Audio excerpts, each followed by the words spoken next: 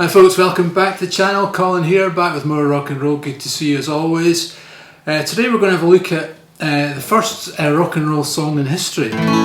That's Alright Mama by Elvis, and I'm going to look at Elvis' guitar playing style in this video. The idea of this video is going to be sort of a series of videos, and this is the first one, looking at the development of rock and roll, starting with Elvis, moving through the Beatles, and then onwards into sort of the 70s kind of rock music, and then onwards into the 80s as well. So it's going to take about 12 weeks. If that's of interest to you and you haven't subscribed, now's the time to do so. I'd appreciate it. And I'll be looking at the different guitar techniques throughout each phase in the development of the genre, and how rockabilly sort of links them all together. That's the idea. Because a lot of people don't realise that rockabilly is kind of like a fundamental guitar style which is tapped into all the way through rock music right through to the 1990s. And I'm just going to go through all that. Anyway, today we're going to look at That's Alright Mama. So this was kind of like a free-form jam initially. Elvis was playing in Sun Studios. It was July 1954. He was working with the two session musicians there. Bill Black was on the bass and Scotty Moore was on lead guitar. And they were sort of session musicians. They weren't part of Elvis's band at the time. Elvis was kind of brought in as a sort of new kind of talent.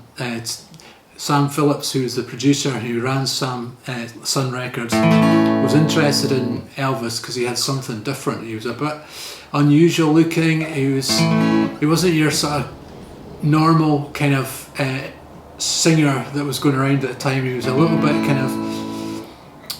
ambiguous in many ways. He wasn't your average kind of hard man, although he was quite tough apparently, and he did fight people and beat them up and stuff if he needed to.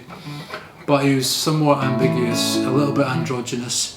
That's been a kind of feature through rock music all the way through. You can go right up through David Bowie, Ozzy Osbourne. They've all got that kind of ambiguous kind of character to them. Anyway, Elvis came from a kind of country blues background, and that's a kind of country blues picking style. And they were just mucking about. There was a song by Arthur Crudup called That's Alright Mama, which was out around, it was released in 1946, so they kind of knew it. But it was ostensibly black music, and at the time you didn't mix black and white music, so this was kind of a bit of a kind of risque thing for Elvis to do. Again, part of his somewhat unconventional approach, which Sam Phillips was right into. So what he did was basically he was playing a country blues strum. So it's in the key of A, not hard. It's only got 3 chords. It's kind of a blues song. So you pick that A string and you go down up like that. Then you pick the low E string, do the same thing. It's quite hard to do slowly, but I'm demonstrating. So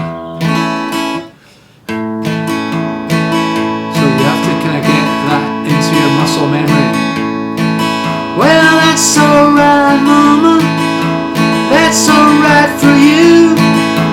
That's alright, mama. Just any way you do. Well, that's all. Then it goes to D. So then you play a D chord. I'm sure you know the D chord. You're going to play open D, and same again, down up A, D string, A string,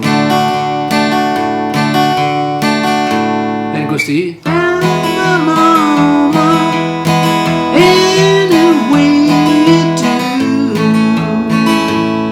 So the whole thing. Leaving town, baby, leaving town for sure. Then you won't be bothered with me hanging round your door. Well, that's alright. That's alright. That's alright now, mama. Any way you do.